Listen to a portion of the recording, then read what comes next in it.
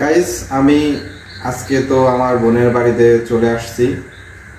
আসলে পয়লা বৈশাখ এটা ভেবে আসি নাই, এমনিতেই বাড়িতে বসে আছে, বাসায় কেউ নাই, এই জন্য ভাবলাম যে আমার বোনের বাড়িতে একটু ঘুরে আসি। কিন্তু এসে দেখি তো এখানে অনেক সুন্দর খাবারের আয়োজন করছে এরা। এখন আমি রাতে খাইতে বসছি, কি দিয়ে খাচ্ছি সেটা একটু আপনাদেরকে বলি। এটা হচ্ছে ইলিশ মাছ, আলু ভর্তা, পাট শাক আর সাদা ভাত। যদিও বা পান্তা খাওয়া উচিত ছিল, কিন্তু পান্তা এখন নাই, এই জন্য সাদা ভাত খাচ্ছি। তো চলেন শুরু করি।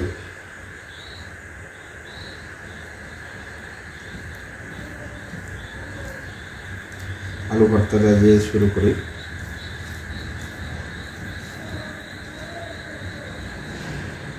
একটু শাক নিয়ে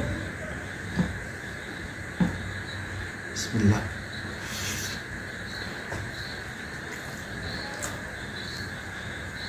আলু ভর্তা তো এমনিতেই আমার ফেভারিট। পাট শাক এটা তো খাইতেই হবে। আর ইলিশ মাছ, যদিও ভাই ইলিশ মাছ মানে অ্যাফোর্ড করাই মুশকিল আজকাল, কিন্তু তারপরে আপনি আসছে।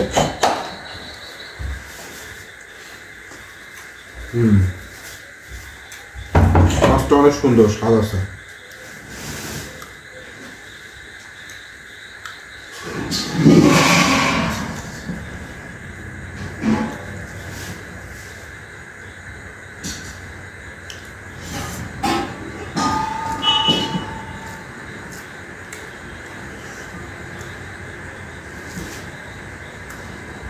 পয়লা বৈশাখ তো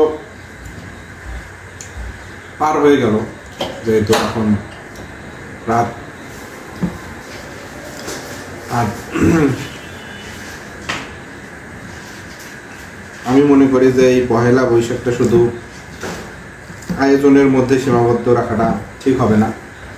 আমাদের যারা নীতি নির্ধারক আছে, যাদের জন্য এই পয়লা বৈশাখ, তাদের জন্য অবশ্যই কিছু করা উচিত।